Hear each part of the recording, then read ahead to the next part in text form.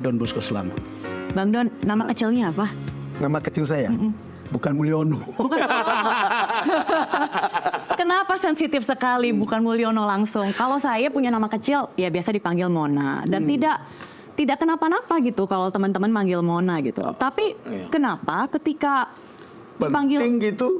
Ya maksud saya ini kan ada yang memanggil-manggil presiden kita Mulyono. Dan sepertinya persepsinya ini kurang baik gitu lah ya. Jadi sedikit ada tersirat rasa cemooh gitu. Ya, kalau buat orang Jawa itu memang maknanya sangat dalam ya. Karena setahu saya, orang itu diganti namanya waktu kecil. Karena dianggap nama itu berat buat anak itu.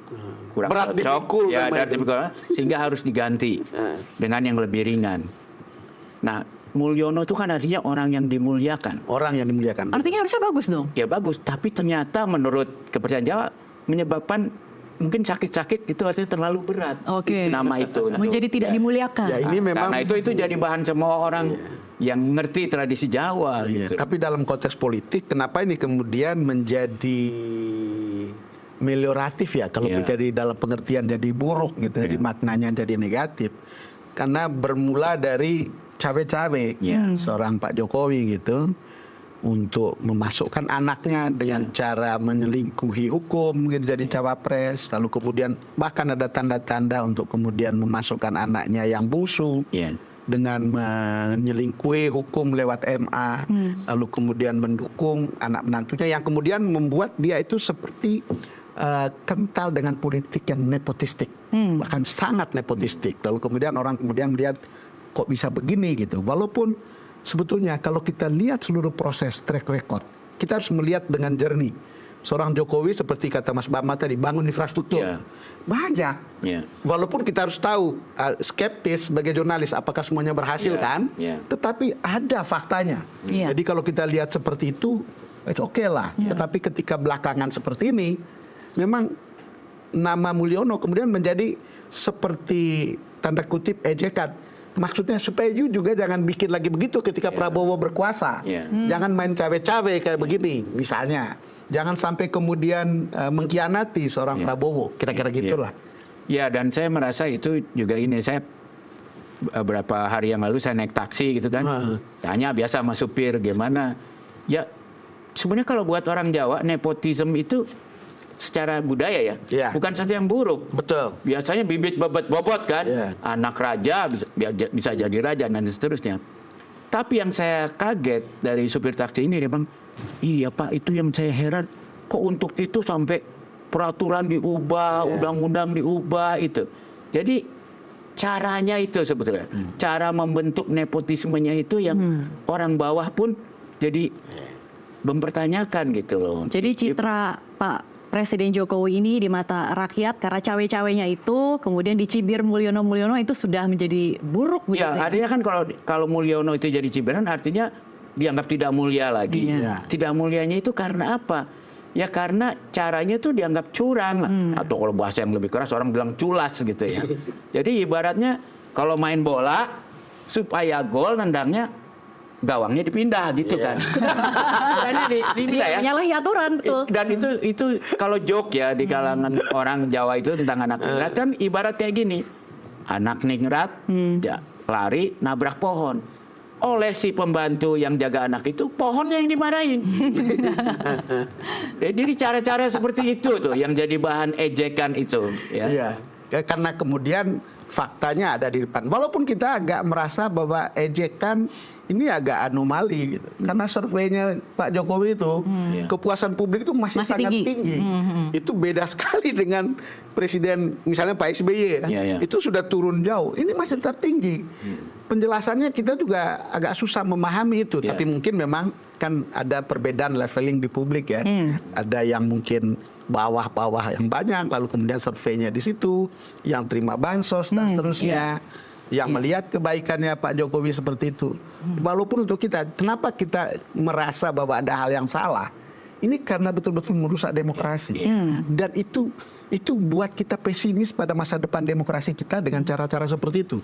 Tapi kan ada penjelasan sedikit walaupun tidak 100% ya. Karena ketika survei popularitas itu diangkat, memang ternyata sekitar 80% dari yang disurvei itu penerima bansos. Betul. Dan memang menurut saya kalau buat kalangan yang menerima bansos, apalagi kan Pak Jokowi salah satu kecerdikannya lah dalam mengakali survei ini kan dia bilang sama BPS dulu, kalau survei harus dilakukan setelah kegiatan bansos. Sehingga Kementerian Sosial waktu itu dibilang jadwal jadwal pemberian ini harus sebelum itu cerdik atau licik, Mas? Ya, itu batasnya tipis lah ya. Tapi maksud saya, memang itu juga menyebabkan suara yang keras itu adalah suara yang tidak terima bansos, tapi merasakan dampak-dampak ekonomi. Sekarang mencari kerja susah setengah mati ya. Lalu masalah-masalah lain lah. PHK kan sekarang gila-gilaan ini ya. Jadi orang-orang ini terus yang baru lulus susah cari kerja. Jadi ini yang vokal begitu loh. Nah, sehingga kalau yang diwawancara orang-orang ini pasti terbalik banget hasilnya. Nah, inilah orang-orang yang makanya orang mengatakan atau pakar politik itu mengatakan Jokowi itu seorang Machiavelli. Iya, betul. Tetapi populis. Iya. Jadi bayangkan menghalalkan segala cara untuk sebuah kekuasaan, tapi populis. Ya itu kayak ini di Venezuela kan, yang namanya siapa namanya jenderal itu kan dia karena dia memberi semua pada orang-orang miskin semuanya sampai negaranya bangkrut, ya dia secara populis luar biasa. Atau kalau Argentina dulu kan terkenal itu si siapa namanya Don't Cry for Me Argentina itu, si Eva Perón. Perón itu kan bayangin, Argentina itu dari negara yang termasuk 7 terkaya di dunia sampai menjadi sekarang negara ratu miskin lah, udah bangkrut 2 kali. Itu karena Perón membuat kebijakan-kebijakan yang membuat dia sangat populer di kalangan rakyat miskin itu, sehingga negara itu jadi bangkrut tapi ya tetap populer tapi bangkrut negaranya. Kalau lihat yang begini, ini juga menjadi persoalan dalam kepemimpinan seorang Prabowo. Iya, dia bisa hati-hati. Ini seperti untuk sebagian itu bisa menjadi cuci piring. Itu sebagian itu liabilities, beban yang harus dia selesaikan. Dan itu bisa kita bicara utangnya banyak. Lalu kemudian bagaimana seorang Prabowo bisa populismenya jalan, tetapi di satu sisi juga kelas menengah itu juga merasa nyaman dan makin baik begitu lapangan kerja dan seterusnya. Ini ujian kepemimpinan buat Prabowo karena ujian kepemimpinan paling susah itu sebenarnya nomor 2 lah paling susah adalah yang kita sebut berakit-rakit ke hulu, berenang-renang kemudian. Jadi oke, kita sekarang susah dulu ya sebentar, tapi di sana habis itu kita akan senang. Nah, tetap stabil di saat bersakit-sakit ini. Atau sakit terus sampai ke depannya juga. Ya, itu ujian yang benar. Kalau di tentara tuh ujian yang paling berat tuh ini, bagaimana sebagai komandan memimpin pasukan mundur teratur pada saat kalah.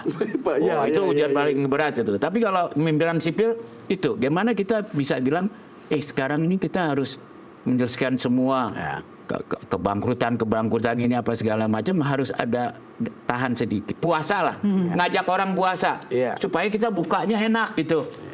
Itu ujian pemimpinan Prabowo yang berat. Nah, kalau dalam saat ujian ngajak orang puasa, tahu-tahu mantan ini bilang, oh ini enak nih makan siang, wah nggak berantem mereka ya kan. Oke, tapi saya masih tertarik Bang Don dan Mas soal olok-olok Mulyono ini ya. Apalagi baru kemarin nih saya baca berita anaknya ini membela bapaknya. Langsung terang-terangan pakai rompi, saya putra Mulyono gitu. Dan pendukungnya bilang itu jenius sekali. Banyak juga pengkritik. Apa tuh? Ada yang bilang itu jenius, tapi ada yang bilang itu gaya kampungan. Kampungan gitu, begitu. Kayak gaya deso. Secara politik bahasa itu gestur politik seperti itu bisa pro kontra. Jadi bukan banyak. Itu sama dengan menantang. Ketika orang bahwa ini mengatakan ini sesuatu yang buruk, lalu kemudian diperlihatkan ke situ, maunya apa gitu. Itu banyak itu. Baca aja sosmed. Oh, jadi menantang, bukan malah menarik simpati gitu. Ya kalau berani sekalian aja. Beneran pakai jaket, saya ini fufa aja. Bayangin. Langsung ini aku aja ya. Asli gitu itu aja bikin ya itu. kalian ya kan. Iya. Jadi menurut saya ya, tapi kalau menurut saya yang gitu-gitu saya nganggap Prabowo sebenarnya kalau dirinya nggak akan terlalu terganggu lah. Mungkin dia juga, saya juga terlalu perhatian, termasuk ya. yakin. Yang saya khawatir cuma karena yang udah masuk kepada ngeledekin keluarga kan. Iya. Nah kalau keluarga itu mengeluh ya mungkin ada pengaruhnya juga. Tapi kalau selama sebenarnya itu gampang diselesain. Selainnya jangan mengatakan ini saya hukum asli. Udah datang aja ketemu, minta maaf, selesaikan konteksnya. Iya, udah kembali. selesai. Karena setiap orang yang betul-betul mengenal Pak Prabowo itu bilang Berhati besar ya. iya, katanya begitu. Iya. Saya termasuk orang yang dulu pikir Pak Prabowo itu menakutkan, terutama karena saya orang pers, lalu kemudian ketika dia berkuasa menjadi otoriter. Iya. Tetapi coba bisa kita bayangkan bagaimana dia membuat Partai Gerindra. Itu kan jalan demokrasi yang dipilih. Iya. Berarti dia seorang demokrat. Berani bikin partai ya. Iya, kan dan tidak kecil biayanya, Mas. Dan sebelumnya ikut konvensi Ikut Golkar. konvensi, jadi dia mengambil jalan-jalan peradaban kayak begitu gitu. Kedua, bayangkan saya sendiri tidak mampu. Tahun 2014 dibully, tahun 2019 dibully, Iya. tetapi just go on. Ya, malah Jalan 2024 gemoy. Jadi sebenarnya lucu, naif begitu ya, dan tidak akan terganggu dengan cibiran-cibiran dari yang dianggap anak kecil meskipun itu nanti calon wakilnya. Ya, Gitu. Nah, 24 hari lagi kita akan mendapatkan presiden baru. Ini artinya kita harus sama-sama menatap masa depan, tapi bagaimana kita berjalan menuju ke masa depan kalau di punggung Pak Prabowo ini ada beban yang begitu besar, beban utang khususnya. Kita akan bahas di segmen selanjutnya.